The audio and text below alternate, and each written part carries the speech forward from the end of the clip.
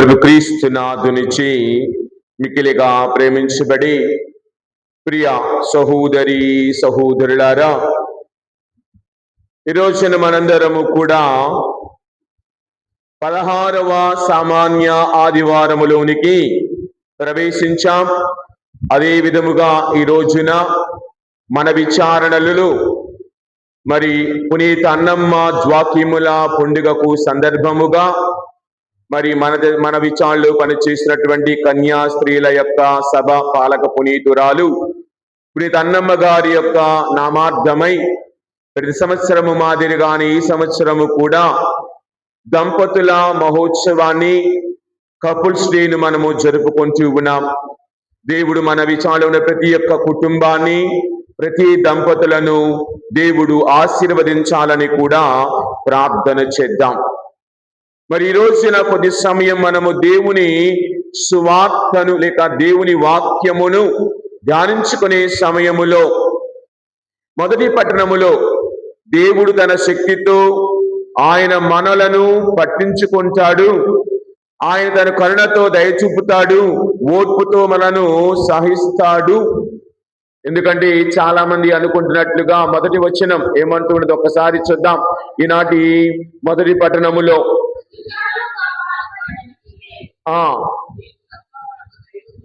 అన్ని ప్రాణులను కాపాడినది నీవే, నీవు తప్ప మరొక దైవము లేదు, కనుక నీవు నీ తీర్పు న్యాయమైనదేనని నీవెవరికి నిరూపించుకొనక్కరలేదు అన్న మాటలు. దేవుని యొక్క తీర్పు ఎవరికి కూడా చెప్పనవసరం లేదు. ఎంత నీతిమంతుడో న్యాయాధిపతో మనము చూస్తూ ఉన్నాం వాక్యములలో. కావునని కానీ ఒక్కసారి మనం నేటి ప్రపంచాన్ని గమనించినప్పుడు, ముఖ్యముగా ఇర్మియా గ్రంథములో 12వ అధ్యాయములో 1వ వచనాన్ని ఒకసారి చూద్దాం. ఇర్మియా గ్రంథం 12వ అధ్యాయం 1వ వచనం.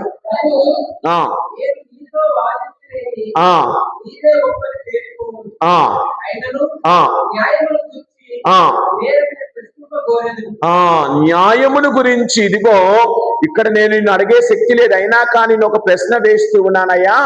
ఏమిటంటే తర్వాత వాక్యం, దుష్టులు పెరుగుతూ ఉన్నారు, మంచివారు తగ్గిపోతూ ఉన్నారు. ఇదిగో గమనిస్తే మన చుట్టూ కూడా ఇక్కడ మనం కూడా చాలా మంది అంటూ ఉంటాం, ఫాదర్ గారండి వాడు చూడండి, వాడు ఎలాగ తిరుగుతాడో తెలియదు, ఏం చేస్తాడో తెలియదు, వాడేమో పెరుగుతున్నాడు, మేము ఎంత కష్టపడుతున్నాం, ఎంత కష్టపడ్డాం, అంత దిగజారిపోతున్నాం, పెరగలేకపోతా ఉన్నాం, మేము నీతిగా నిజాయితీగా బ్రతుకుతున్నాం. ఎందుకు వాళ్ళనేమో దేవుడు పెంచుతున్నారు, కష్టపడుతున్న మాకేమో ఇంట్లో అనారోగ్యం, ఇంట్లో ఆ బాధ, ఇంట్లో ఈ బాధ, పిల్లలు చదవడం, అది చేయడు, వాడేమో అన్ని తప్పుడు పనులు చేస్తాడు, పిల్లలేమో బాగా చదువుతున్నారు, కారులో తిరుగుతున్నాడు, మేడలు కడుతున్నాడు, మిద్దెలు కడుతున్నాడు. ఏంటి అంటే ఇర్మియా దేవుని అడుగుతూ ఉన్నాడయ్యా, దుష్టులు ఎదుగుతున్నారు, మంచివారు పడిపోతూ ఉన్నారు, కారణం ఏమిటి అని అడుగుతూ ఉన్నారు. తర్వాత వచ్చిన దుష్టులు సుఖమును బడియనేలా,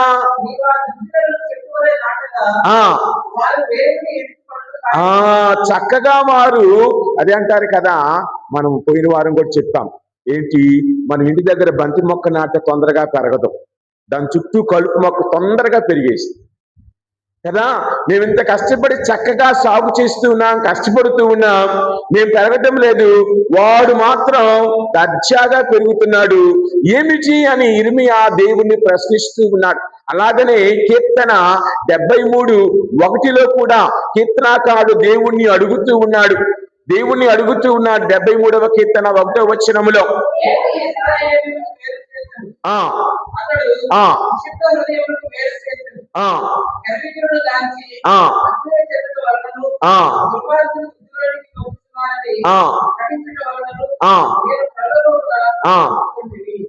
చూడండి, దుర్మార్గులు దుష్టులు ఎదగటం చూస్తూ ఉన్నాను, మంచివారు పడిపోవటం చూస్తూ ఉన్నానని ఇక్కడ కూడా కీర్తనాకారుడు దేవుణ్ణి అడుగుతూ ఉన్నాడు. హబాకుకు గ్రంథం 1వ అధ్యాయం 2-3 వచనాలు గమనించినప్పుడు, హబాకుకు గ్రంథములో 1వ అధ్యాయములో 2-3 వచనములు,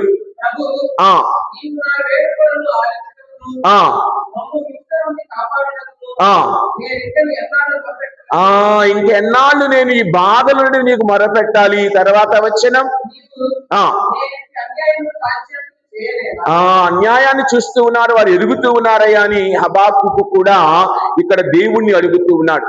మరి ఇవన్నీ చూసిన తర్వాత మనం కూడా అనేది ఒకటే, చెడ్డవారు బాగా పెరిగిపోతున్నారు, ధనవంతుల మీద ధనవంతులు అవుతూ ఉన్నారు, మంచిగా మానవత్వంగా నీతిగా నిజాయితీగా బ్రతికేవాడు మాత్రం ఎప్పుడు అలాగనే ఉంచి ఉన్నాడు, వృద్ధిలోనికి రావటం లేదు అని అంటూ ఉన్నారు. అంతే కదా, మన పెద్దలు చెప్తారు, పాపి చిరాయు అంటారు. మంచివాడికి రోజులు తక్కువ, చెడ్డవారికి రోజులు ఎక్కువ. ఎందుకో తెలుసా? దేవుడు వారికి సహనముతో ఇంకొక అవకాశాన్ని ఇస్తూ ఉన్నాడు. దేవుడు అదే ఈనాటి సువార్తలో మనము చూస్తూ ఉన్నాం. అదే కదా, కలుపు మొక్కలు చాలా అధికంగా ఎదుగుతూ ఉన్నాయి, కానీ గోధుమ గింజలు తొందరగా ఎదగటం లేదు, మంచి ఎదగటం లేదు, నీతి ఎదగటం లేదు, నిజాయితీ ఎదగటం లేదు. కావుననే అది మన చుట్టూ ప్రపంచం గమనించినప్పుడు నీతికి నిజాయితీకి చోటు లేదు, ఆ అన్యాయానికి అక్రమానికి చోటు కనిపిస్తూ ఉన్నదని మనందరము భావిస్తూ ఉంటాం. కానీ దేవుడు ఏ పక్షపాతి కాడు, లంచములు పుచ్చుకొనడు, లంచాలను తీసుకొనడు. కావున మనము 4 విషయాలను ఈ రోజున ధ్యానం చేద్దాం.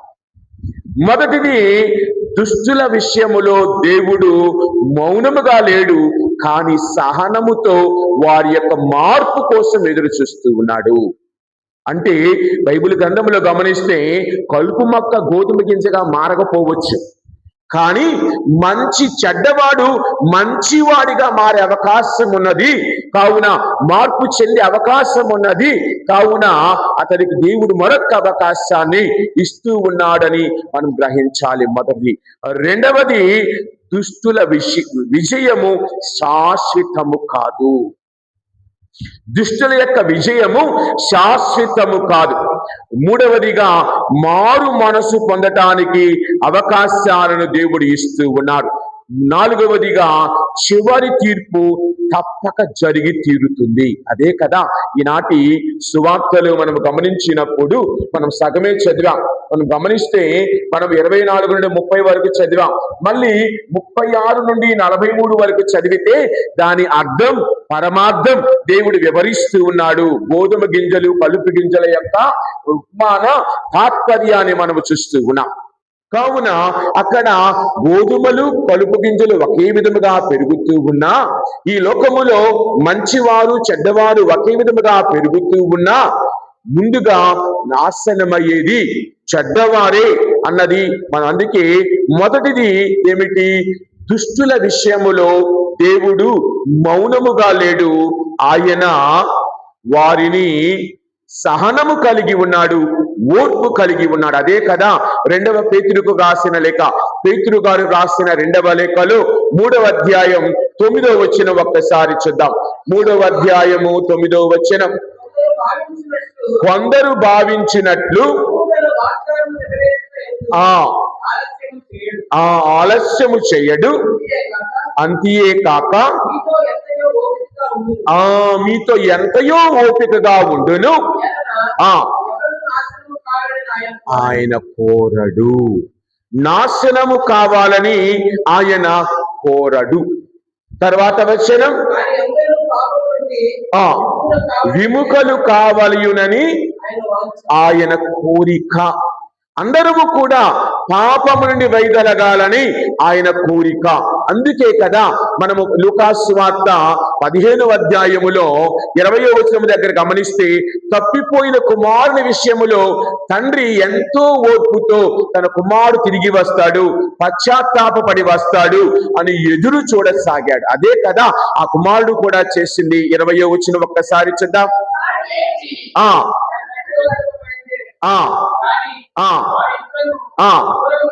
దూరముగా ఉండగానే చూచి నా మనస్సు కరిగి పరిగెత్తుకొని వెళ్ళి కౌగలించుకున్నాడు. Praise the lord. కావున తండ్రి మనస్సు కరుగుతున్నదనగా దేవుడు ఓర్పు కలవాడు, సహనము కలవాడు. ఆయన మనందరి యొక్క తిరుగు రాకడకై ఎదురు చూస్తూ ఉన్నాడు. కావున వాడెవడో పెరుగుతున్నాడు, వీడెవడో తగ్గుతున్నాడని నీవు వారి గురించి వీడి గురించి ఎప్పుడూ కూడా మనసు పాడు చేసుకోవద్దు. మన జీవితంలో చేసేది అదే. ఎక్కువ ఆలోచిస్తాం, వెంటనే బీపీలు షుగర్లు వచ్చేసి భీమని పడిపోతాం కదా. విరుగుట కొరకే. పెద్దల వరకు చెప్పలేదు ఇవన్నీ కూడా. ఎంత పెరిగామో అంత గాలికి విరిగిపోతాం. నువ్వు దేంతో వచ్చావో దాంతోనే వెళతావు. నీకంటూ ఏదీ రాదు. నీవు జీవించిన విధానమే నీతో వస్తుంది. ఉదాహరణకి రాత్రి మా నాన్న వాళ్ళ అక్కయ్య గారు చనిపోయారు. 86 సంవత్సరాలు 85 సంవత్సరాలు.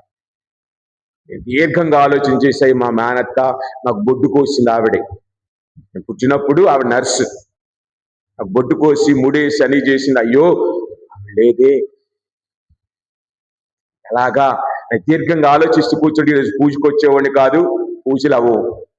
అలా చెప్పాను, కుదిరితే వస్తాను. వాడు వేరే ఊర్లో ఉంటారు, అయినా కానీ మా ఊర్లోనే భూస్థాపితం. అయినా కానీ గమనించండి, ఇక్కడ చిన్న విషయమే ఇది. మరణం అనేది చిన్న విషయం కాదు ప్రతి కుటుంబానికి. మన అయిన వాళ్ళు మరణించినప్పుడు అన్నీ వదిలేసుకొని వెళ్ళిపోతాం. జాబుకి సెలవు పెట్టేస్తాం, అది సెలవు పెట్టేస్తాం, ఈ సెలవు పెట్టేస్తాం. గుడికి ఎందుకు సెలవు పెడుతున్నాం? ఆదివారం పూజకి సెలవు పెట్టేస్తాం. అంటే వీటన్నిటికంటే ఏది ముఖ్యం? అది మమ్మల్ని అదేంటి ఫాదర్, అక్కడికి వెళ్ళాలి, ఇక్కడికి వెళ్ళాలి, అది చేయాలి, ఇది చేయాలి. అమ్మో, గుడ్డు పూసు కథ కమామీస్ చాలా ఉంటాయి మన దగ్గర. ఈ రోజున ఒక్కసారి ఆలోచిద్దాం. దేవుడు నిన్ను పిలిచిన విధముగా నేను జీవిస్తూ ఉన్నామా? దేవుడు నిన్ను పిలిచిన దానికి బద్ధుడుగా నువ్వు జీవిస్తూ ఉన్నావా? ఇదిగో దుడుకు చిన్నవాడు లేక తప్పిపోయిన కుమారుని విషయంలో ఆ తండ్రి ఎంతో సహనముతో ఎంతో ఓర్పుతో నా కుమారుడు తిరిగి వస్తాడు అన్న విషయముతో జాగ్రత్తగా ఉన్నాడే. అదే విధముగా మన దేవుడు, నీవు నేను విశ్వసిస్తున్న దేవుడు నీ రాక కోసం, నా రాక కోసం, మనందరి తిరిగి వస్తామన్న రాక కోసం ఎదురు చూస్తూ ప్రతి ఒక్కరికి మరొక అవకాశాన్ని ఇస్తూ ఉన్నాడు. అంతేకాని వాడు పాపాత్ముడండి, నాకు ఏ అలవాటు లేదు ఫాదర్, నాకు క్యాన్సర్ వచ్చేసింది, నేను తాగను, మందు లేదు, అమ్మాయిలతో తిరగను, ఏది అలవాటు లేదండి, నాకేం షుగర్ వచ్చింది. వీడందరి అలవాట్లు ఉన్నాయి, వీడికి ఏ రోగం లేదండి.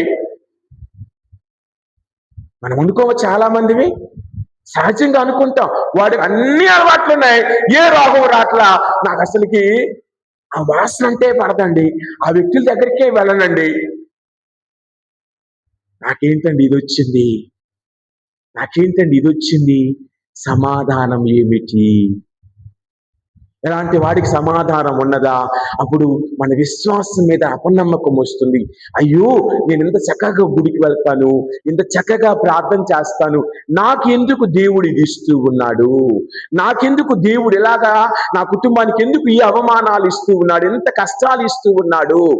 అది అంటారు కదా, మంచివాడికే కష్టాలు, చెడ్డవాడికి. ఎందుకంటే దేవుడు వాడిని పెరగనిస్తాడు, ఒకేసారి టపీమని కూలదోస్తాడు. కావున దాని అర్థం దేవుడు లంచాలు తీసుకుంటున్నాడు. వాడేసే డబ్బులన్నీ దొంగ డబ్బులేనండి, వాడేసే చందా అంతా దొంగ చందాయేనండి. వాళ్ళు ఇల్లు కొలగొట్టి ఈ నీళ్ళు పట్టుకొట్టేసిన. దేవుడు లంచములు తీసుకొనడు, దేవుడు పక్షపాతి కాడు, దేవుడు మోసకారి కాడు. వాక్యాలు ఉన్నాయి, చూద్దాం నిదానంగా. కావున ఈ రోజున నేను కూడా గమనిస్తే దేవుడు సహనము కలిగి, దయ కలిగి, ఓర్పు కలిగి మనందరినీ ఆశీర్వదిస్తూ ఉన్నాడు. ఇక రెండవ విషయం ఏమిటి? దుష్టుడు విజయము శాశ్వతము కాదు. దుష్టుని విజయము శాశ్వతము కాదు. ఒకసారి ఒక వ్యక్తట మనం చూస్తూ ఉంటాం, సైతిక శిల్పాలు అంటాం, అంటే ఇసుకతో నిర్మించినటువంటి బొమ్మలు. మనం సముద్ర తీరానికి వెళితే, ముఖ్యంగా ఒరిస్సా లేకపోతే విశాఖపట్నం లాగా లేకపోతే నెల్లూరు సముద్రం ఉన్న దగ్గరికి వెళితే, సముద్ర తీరాన కొంతమంది అప్పుడప్పుడు సైతిక శిల్పాలు అంటే ఇసుకతో నిర్మించినటువంటి శిల్పాలను తయారు చేస్తారు, ఇసుకతో బొమ్మలు తయారు చేస్తారు. తయారు చేసినప్పుడు ఆ ఒక్క అల రాగానే ఆ బొమ్మ పూర్తిగా కరిగిపోతుంది, పూర్తిగా అసలు కనిపించకుండా పోతుంది. అలాగని దేవుడు అంచి ఉన్నాడు. మత్తయి సువార్త 7వ అధ్యాయం 24 నుండి 27 వచనాలలో, ఎక్కడ నీవు నిర్మించబడ్డావు, నీ పునాది ఏమిటి? ఇదిగో అతడు పునాది లేని వాడికి ఎదుగుతూ ఉండవచ్చు. నీ పునాది నీ విశ్వాసము, నీ పునాది నీ నమ్మకం, నీ పునాది దేవుని యందు నీ ప్రేమ కదా అన్న మాటలు చూస్తూ ఉన్నాం. 24వ వచనములో, పాటించేవాడు రాతి పునాది మీద తన గృహమును నిర్మించుకున్న బుద్ధిమంతునే పోలి ఉన్నాడు అన్న మాటలను గమనిద్దాం. కావున మనం నిర్మించుకుంటూ ఉన్నది దేవుని మీద. మన కుటుంబం ఎన్ని కష్టాలు వచ్చినా ఆయన మన కష్టాలని దాని ద్వారా మన విశ్వాసాన్ని ఇంకా బలపరుస్తూ ఉన్నాడన్నది నీవు నేను మర్చిపోకూడదు. ఇక అదే అధ్యాయంలో చదివితే తర్వాత, ఇసుక మీద పునాది నిర్మించిన వాడు బుద్ధిహీనుని పోలి ఉన్నాడు. చెడివానలు వచ్చి వరదలు వెల్లువలై పారినప్పుడు ఆ గృహమునకు సరి అయిన పునాది లేనందున అది నేలమట్టుమగును, ఆ యొక్క పతనము ఘోరముగా ఉండును అన్న మాటలు చూస్తూ ఉన్నాం. కావుననే ప్రియ సహోదరి సహోదరులారా, ఎవరో ఎదుగుతున్నాడు కదా అని నువ్వు బాధపడవద్దు. గమనిద్దాం. ఎస్తేరు గ్రంథములో 13వ అధ్యాయం 9-10 వచనాలు ఒక్కసారి చూద్దాం. ఎస్తేరు గ్రంథం 13వ అధ్యాయం 9-10 వచనాలు.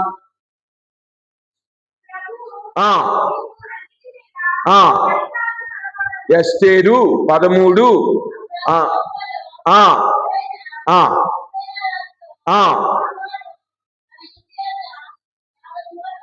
కొద్ది పెద్దంగా ఆయన పడేటట్టు చదువుదాం. రాజు యొక్క సైనికులలో ఒకడు రాజుతో ఏమని చెబుతూ ఉన్నాడు? హామాను అనే ఒక రాజు యొక్క అనుచరుల్లో ఒకడు తన ఇంటి వద్ద 50 అడుగులు లేక 75 అడుగులు ఎత్తైన ఒక ఉరి కంబాన్ని నిర్మించాడు. ఎందుకు? మోర్దెకయిని ఆ ఉరి కంబము మీద చంపాలని అతడు అనుకున్నాడు. తర్వాత వచ్చిన చూడండి, ఎవడు తీసుకున్న గొంతులో వాడే పడతాడంటానికి అర్థం. హామాను ఏం చేశాడు? ఎస్తేరు యొక్క మేనమామైనటువంటి మోర్దెకయ్యను అందరి ముందు అవమానముగా చంపించాలని ఒక పెద్ద ఉరికంబాన్ని నిర్మిస్తే తన ఇంటి వద్ద, చివరకు దాని మీద ఎవరు మరణించారు? హామానే మరణించాడు. ఆ రాజు ఏమంచి ఉన్నాడు? ఆ ఉరికంబము మీద అతనినే ఉరి తీయండి అని ఆయన ఆజ్ఞ ఇచ్చాడు. కాబట్టి వాడు ఎదుగుతున్నాడు. నేను కష్టములలో ఉన్నానని నీవు బెదరవద్దు. సమయము వచ్చినప్పుడు అన్నీ కూడా తలక్రిందులగుతాయి అన్నదానికి, విజయమునకు నీతికి నిజాయితీకి నిజమైన చివరి విజయము ఉంటుంది అన్నది నీవు నేను గమనించాలి. అదే కదా కీర్తన 37:1-2 వచనాలు ఒక్కసారి చూద్దాం. కీర్తన 37:1-2 వచనములు. దుష్టులను చూచి నీవు కోపము తెచ్చుకొనవలదు గాంచి. చూడండి, వాళ్ళ గురించి నీవు ఆలోచించవద్దు. పెరగనివ్వండి, గోధుమలలో కలుపులు పెరిగినట్లుగా పెరగనివ్వండి. కానీ అంతిమ విజయము దేవునిదే, నీతిదే, నిజాయితీదే అని మనము చూసుకోవాలి ఈ రోజున ప్రియ సహోదరి సహోదరులారా. కావునని గమనిస్తే సామెతల గ్రంథం 5వ అధ్యాయం 21వ వచనం ఒక్కసారి చూద్దాం. 5వ అధ్యాయం 21వ వచనం.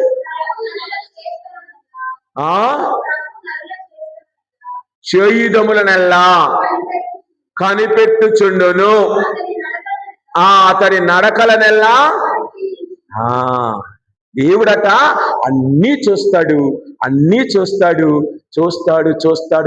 బడిలో పాఠం చెప్పే టీచర్ గారు ఉంటారు. ఇప్పుడంటే కొట్టట్లేదులేండి, ఎందుకంటే వదిలేశారు కాబట్టి పిల్లలు కూడా అలానే తయారయ్యారు. మా చిన్నప్పుడైతే చూస్తారు 2 ఇస్తే వాడి జీవితంలో ఇంక దెబ్బ అవసరంలా వాడికి. గమనిస్తారు. దెబ్బ పడిందంటే, ఏటు పడిందంటే వాడి దారిలోకి రావలసిందే. కావున ఈ రోజులు అసలు లేదులేండి. అప్పుడు డబ్బులు లేవు బడిలోకి, చదువు ఉంది. ఇప్పుడు డబ్బులు ఉన్నాయి, చదువు లేదు. ఒకప్పుడు డబ్బులు లేవు చదువుకోవటానికి, చక్కగా చదువుకున్నాం. ఇప్పుడు డబ్బులున్నాయి చదువుకోవటానికి, చదువు లేదు. డబ్బులున్నాయి, ఫీజులు అధికంగా ఇస్తాం, లక్షలు ఇస్తాం, చదువు రాదు. అప్పుడు 500 సంవత్సరానికి పే చేస్తే గ్రేట్ బడిలో ఫీజు సంవత్సరానికి. మాకైతే మా అన్నం ఫీజు బోర్డింగ్ లో ఉన్న వాళ్ళకి నెలకు 30 రూపాయలు, క్యాథలిక్ పిల్లలకి, హిందూ పిల్లలకి 50 రూపాయలు. ఆ 30 రూపాయలు కట్టడానికి అనడానికి నెలకి తల్లిదండ్రులకి తలలు తోక్కొచ్చేది. ఇప్పుడు 5,000 ఇస్తాం సార్, మా అబ్బాయికి మంచి అన్నం పెట్టమన్నా పెట్టేవాళ్ళు. నెలకు 5,000 ఇస్తాం, 10,000 ఇస్తాం, హాస్టల్లో ఉంచి అన్నానికి 80,000 ఫాదర్, అన్నానికి 70,000 ఫాదర్ అని చెప్తాను. అక్కడ మళ్ళీ చూస్తే అన్నం బాగుండదు, కూర బాగుండదు. 30 రూపాయలు ఇచ్చినప్పుడు చక్కగా అన్నం తిన్నాం, 40 రూపాయలు ఇచ్చినప్పుడు చక్కగా అన్నం తిన్నాం. ప్రీ బోర్డింగ్లో అన్నం తిన్నాం. ఆర్సీఎం బోర్డింగ్ అంటే ప్రీ ఆర్సీఎం పిల్లలకి ఎందుకు ఎదగాలి, చక్కగా చదువుకోవాలని. ఈ రోజుల్లో ఏమీ లేవు. అందరు బయట వాళ్ళ మాదిరిగా మనం తయారైపోయాం. కావున ఈ రోజున ప్రభు అంటూ ఉన్నాడు, ప్రభువు నరులు చేయదవనల్లా కనిపెట్టుచుండును, అతడి నడకనెల్లా పరిశీలించిన. కావున నీవు దేనికి భయపడవద్దు. దేవుడు అన్నీ కూడా చూస్తూ ఉన్నాడు, దేవుడు అన్నిటినీ పరిశీలిస్తూ ఉన్నాడు. సమయము వచ్చినప్పుడు కూకటి వేళ్లతో సహా ఆయన పెరికి వేస్తాడు. నీవు దేనికి భయపడవద్దు అని ఆయన అంటూ ఉన్నాడు. కావున శాశ్వతమైన విజయం దేవునిదే, అవినీతిది కాదు, అన్యాయానిది కాదు అని మనం తెలుసుకుందాం. ప్రియ సహోదరి సహోదరులారా, గమనిద్దాం ఒకసారి కయీను ఆబేలుల జీవితంలో గమనిస్తే, కయీను తన తమ్ముడైనటువంటి ఆబేలును చంపేసి నేను ఆ తమ్ముడిని చంపేస్తాను, ఇక నాకేమీ లేదు, అంతా నాది అనుకుంటూ ఉన్నాడు. కానీ మనం గమనిస్తే 4వ అధ్యాయములో, ఆదికాండం 4వ అధ్యాయములో 10వ వచనంలో దేవుడు ఏమంటూ ఉన్నాడు? దేవుడు అంటుండ, అయ్యా నీవెంత పని చేసితివి,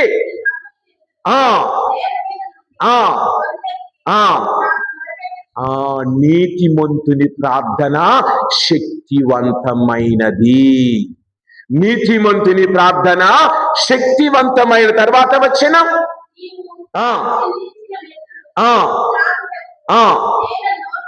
నేర తెరిచినది నిలువరాదు. అదండి, దేవుని శాపానికి గురి అయ్యాడు. ఏదో గొప్ప సాధించామని అనుకోవచ్చేమో, దేవుని శాపము నీ వెంటనే వాక్యం తెలియజేస్తూ ఉంది. 1 తరము కాదు, 2 తరాలు కాదు, 1000 తరముల దాకా దీవిస్తానన్న దేవుడే ఇటు కూడా 10 తరాల దాకా నిన్ను నీ కుటుంబము శాపానికి గురి అగును. కావున పెరుగుతున్నారు కదా అని బాధపడవద్దు. దేవుడి సమయం ఇస్తూ ఉన్నాడు మార్పునకు, మనందరము దీవించాలని. కావుననే ప్రియ సహోదరి సహోదరులారా, దేవుని శాపానికి మనము గురి కాకుండా ఉండాలి. అదే కదా మనం ఒకసారి సామెతల గ్రంథం 15వ అధ్యాయం 11వ వచనం ఒకసారి చూద్దాం.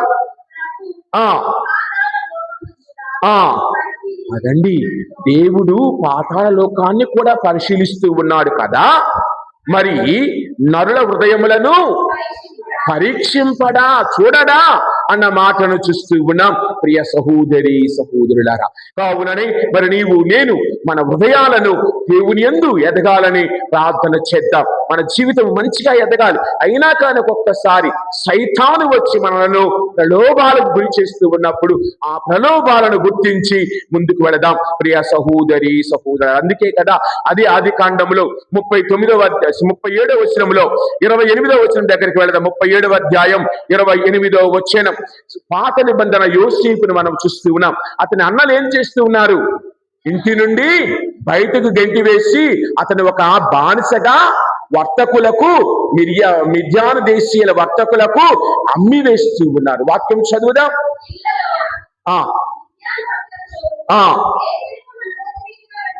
వెళ్ళుచుండేరి, పైకి లాగిరి,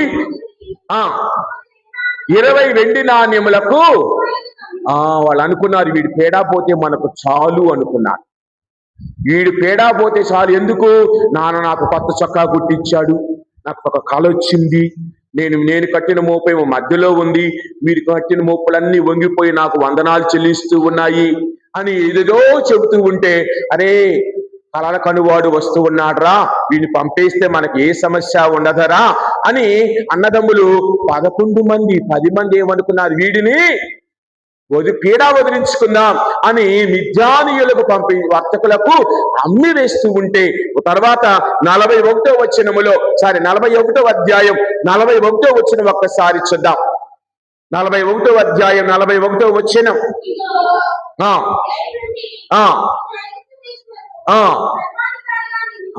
చూడండి, దేవుడు అతన్ని ఏం చేశాడు? ఐగుప్తు దేశానికి రాజు తరువాత రాజు అంతటి వ్యక్తిగా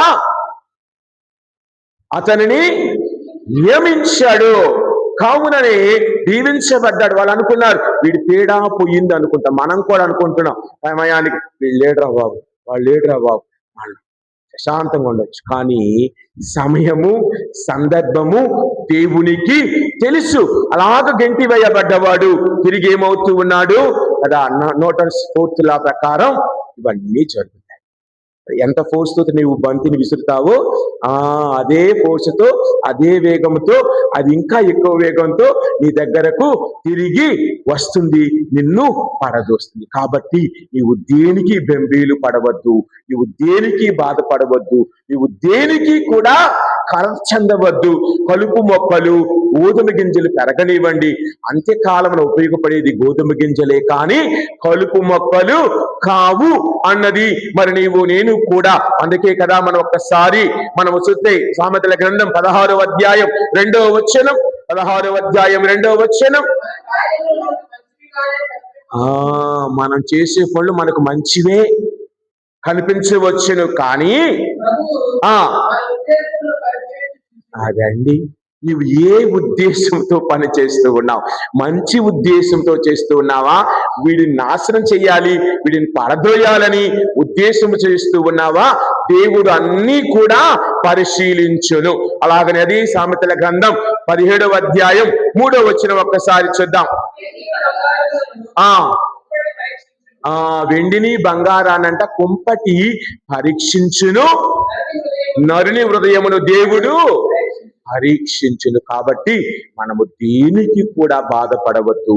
దేవుడు మనతో ఉన్నాడు, మనతో నడుస్తున్నాడు అన్నది మనందరము కూడా గమనించాలి. కావునని ప్రియ సహోదరి సహోదరిక, మూడవదిగా ప్రతి ఒక్కరికి మారటానికి దేవుడు ఒక అవకాశాన్ని ఇస్తాడు. మరి ఆ అవకాశాన్ని నీవు నేను సద్వినియోగం చేసుకుంటున్నామా లేదా అన్నది ప్రతి ఒక్కరము ఆలోచించాలి. అదే కదా హిజ్కియేలు గ్రంథం 33వ అధ్యాయం 11వ వచనం ఒక్కసారి చూద్దాం. హిజ్కియేలు గ్రంథం 33వ అధ్యాయం 11వ వచనం. అమ్మా హిజ్కియేలు గ్రంథమేనమ్మా 33ఏనా?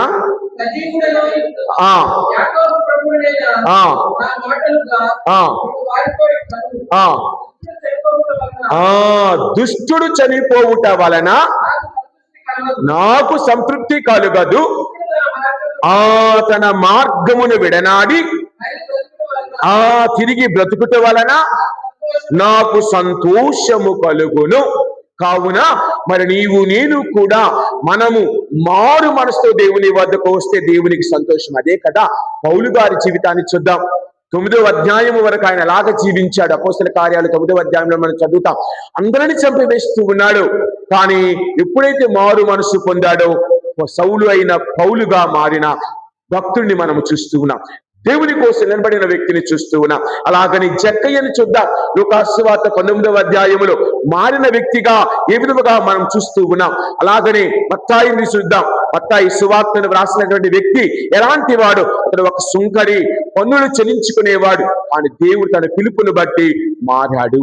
కావున ప్రతి ఒక్కరికి దేవుడు అవకాశాన్ని ఇస్తాడు. కావున మరి నీవు నేను కూడా ఒక్కసారి ఆలోచిద్దాం. దేవుడిచ్చిన అవకాశాన్ని నీవు నేను సద్వినియోగపరచుకుంటూ ఉన్నామా? కావునని ప్రియ సహోదరి సహోదరులారా, చివరిగా తీర్పు ప్రతి ఒక్కరికి ఉంటుంది. తీర్పులో ప్రతి ఒక్కరికి జరుగుతుంది. కావునని ఉదాహరణకి ఉదాహరణకి మన ఎగ్జామ్స్ రాస్తూ ఉంటాం.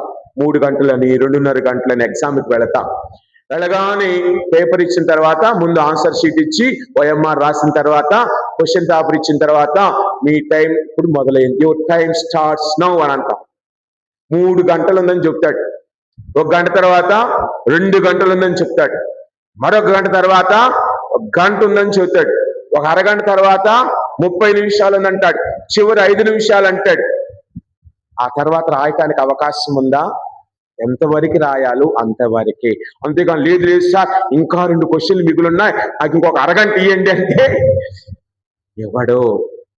అలాగనే దేవుడు కూడా నీకు ఇచ్చిన సమయాన్ని ఇచ్చి ఇచ్చి ఇచ్చి నీ సమయం అయిపోయిందయ్యా, నీ సమయం అయిపోయింది, నీ పేపర్ నాకు ఇచ్చేసేయి, నేను ఇప్పుడు నీ పేపరు జీవగ్రంథంలో పెట్టి కరెక్ట్ చేయాలా, నీ పేరు జీవగ్రంథంలో, నా దగ్గర జీవగ్రంథంలో ఉందా లేక దుష్టుల గ్రంథంలో ఉందా పరీక్షిస్తాను నువ్వు అని అడిగినప్పుడు నీ ఆన్సర్ షీటులో నీవు రాసిన సమాధానాలు దేవునికి నచ్చే విధంగా ఉన్నాయా, దేవుడికి మెచ్చే విధంగా ఉన్నాయా అంటే సగానికి సగం.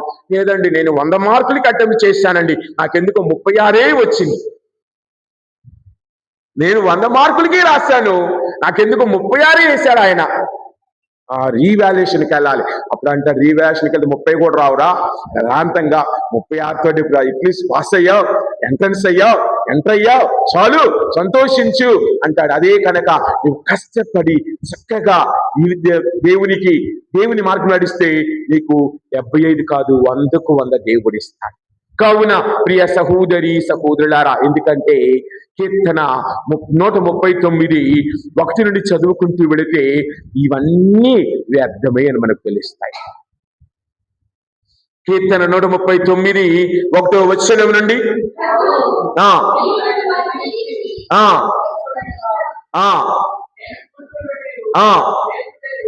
నేను కూర్చుండుటయు లేచుటయు నీకు తెలియను, నన్ను పరిశీలించువు, నా ఆలోచన లాంటిదో నీకు తెలుసు, నేను అయ్యా నువ్వు అక్షరాలు మెంగొద్దయా, నడుచుచున్నను పరుండి ఉన్నను అంటే ఇంకా జరుగుతూనే ఉన్నాయి. ప్రెసెంట్ కంటిన్యూషన్ టెన్స్ అంటాం ఇంగ్లీషులో. ఇంకా జరుగుతూనే ఉన్నది. నిద్రిస్తూగా ఉండగా, నడుస్తూ ఉండగా ఏం చేస్తాడట ఆయన మనలను గమనించును. తర్వాత వచ్చిన నేను చెయ్యి ప్రతి పని నీకు అందరూ అనుకోవచ్చు, నన్ను ఎవరు చూస్తున్నాడు, ఇది చీకటి వేళ, తలుపులు మూసి ఉన్నాయి, మా అత్తగారు లేరు, మా మామగారు లేరు, మా ఆయన ఊరెళ్ళాడు, మా ఆవిడ ఊరెళ్ళింది, నా ఇష్టం. రహస్య కార్యములలా గుర్తించు నీ తండ్రి 10,000 రెట్ల కాంతితో తన నేత్రములను నీ వైపునకు పెట్టి చూస్తే ఏ శాటిలైట్ కూడా పనికిరాదు.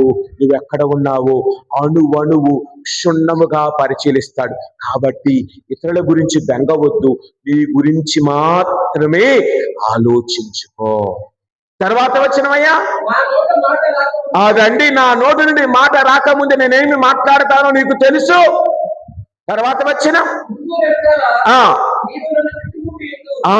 అదండి, వైఫై మాదిరిగా దేవుడు మన చుట్టూనే ఉన్నాడు. నాకు లేనిదే దయ, ఆయనకు ఉన్నదే దయ, ఆయనకు ఉన్నదే దయ. ఆ దయతోనే మనం బ్రతుకుతున్నాం, ఆయన ఓర్పుతో కదా. ఆయన వైఫై మాదిరిగా మన చుట్టూ ఎప్పుడూ ఉన్నాడు. ఈ రోజు లేదు వైఫై ఉంది అది ఉంది అనుకున్నా, ఆయన ఎప్పుడు వైఫై ఇచ్చాడు మనకి. కాబట్టి ప్రియ తర్వాత వచ్చిన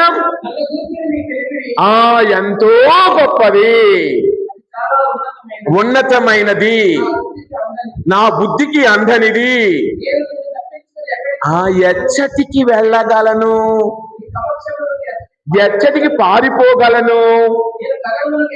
అక్కడ నువ్వు ఉన్నావు, అక్కడ నీవు ఉన్నావు, సముద్రంలో దాటి అవతలికి వెళ్ళిన అక్కడ నీవు ఉన్నావు. రండి, ఆయన మనల్ని నడిపిస్తే చాలు, పారిపోవద్దు. ఆయనకి నీ జీవితాన్ని ఇస్తే చాలు, ఆయన మనను నడిపిస్తాడు. ఎన్ని కలుపు మొక్కలు రాని మన జీవితంలో నీకు తోడుగా, నీడగా, ఆదరణగా, ఆదరువుగా నా ప్రభువు మనకు తోడుగా ఉన్నాడు. కాబట్టి ఒక్కసారి మనం అనుకోవచ్చు, ఆ విసుగు చెంద మలాకీ గ్రంథం 2వ అధ్యాయం 17వ వచనం, లాస్ట్ చివరి 2 వచనాలు ఒకసారి చూద్దాం. మలాకీ గ్రంథంలో మత్తయి సువార్తకు ముందు చివరి పుస్తకం పాత నిబంధనలో 2:17.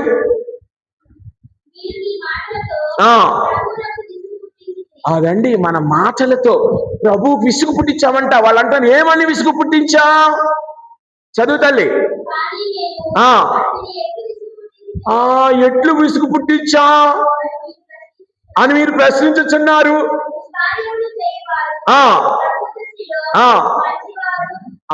అదే మనం అనే మాట ఇదే కదా, చెడ్డ చేసే వాళ్ళందరూ ప్రభు దృష్టిలో మంచివాళ్లే అని దేవుణ్ణి అడుగుతున్నావంట. తర్వాత వచ్చిన దుష్టులంటే దేవునికి ఇష్టము, అది మీరు పలుకుట ద్వారా ఇంకను న్యాయం చేసే దేవుడు ఎక్కడ ఉన్నాడు? అన్యాయం పెరుగుతుంది, మేమే కిందపడిపోతున్నాం అని అంటూ ఉన్నావు కదా. విసుగిస్తూ ఉన్నా మన ప్రార్థనలో, వాడికి అది వచ్చిందండి, మా బాబాయికి ఇది ఉంది, మా అన్నయ్యకి ఇది ఉంది, మా తమ్ముడికి ఇది ఉంది, మాకేమీ లేదు. ఏం దేవుడా ఎక్కడున్నావు దేవుడా, ఓ దేవుడా, మంచి దేవుడా, ఓ నా దేవుడా అని పలుకుతూ ఉంటా. మరి ఈ రోజున ఆ వాక్యం సెలవిస్తూ ఉంది, పెరగనివ్వండి. అది సామెత, అది మలాకీ గ్రంథం 3వ అధ్యాయం 14వ వచనం.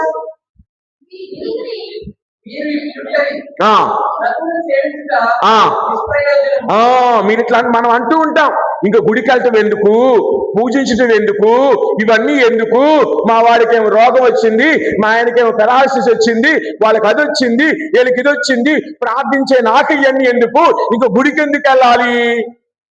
తర్వాత వచ్చిన అతని ఆజ్ఞలు పాటించడం వల్ల లాభమేమి?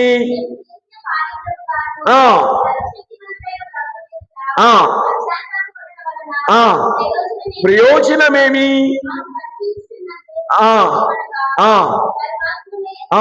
మన చెడ్డవాళ్లే, గర్వాత్ములే సంతోషంగా ఉన్నారు, దుర్మార్గులు వృద్ధిలోనికి వస్తూ ఉన్నారు. అదండి, ఇవన్నీ మనం ఇవన్నీ అనుకోవద్దు. ఇది మంచిది కాదు. దేవుని ఉసిగు పుట్టించవద్దు. దేవుడు లంచములు తీసుకునేవాడు కాదు. ఉపదేశ కాండములో 10వ అధ్యాయం 17వ వచనం, లేక సిరాగుప్తురేసి జ్ఞాన గ్రంథం 35వ అధ్యాయం 11 లేక 12వ వచనం, సిరాగుప్తురేసి జ్ఞాన గ్రంథం 35:12. లంచమిచ్చినను అంగీకరింపడు, అన్యాయముగా అర్జించిన దానిని దేవునికి అర్పింపకము. అతడు న్యాయవంతుడు, పక్షపాతి కాడు, అన్యాయము చేయడు, అశ్రద్ధ చేయడు, అనాథుల ప్రార్థనలను అనాదరము చేయడు, వితంతువు వేడుకోలును పెడచెవిన పెట్టడు, కన్నీటిని ఆయన పీడించి ఆమె కన్నీటికి కారణమైన వారిని ఆయన అదండి అన్నీ చేస్తాడు. తొందర పడవద్దు. తర్వాత వాక్యం ఉంది, వద్దులే తొందర వద్దు, తర్వాత అన్ని చక్కగా జరుగుతాయి. చక్కగా ఉండండి, దేవునితో నడవండి. అది 2వ రాజుల గ్రంథములో 2వ రాజుల దినచర్యలు 19వ అధ్యాయం 7వ వచనం ఒక్కసారి చూద్దాం. కనుక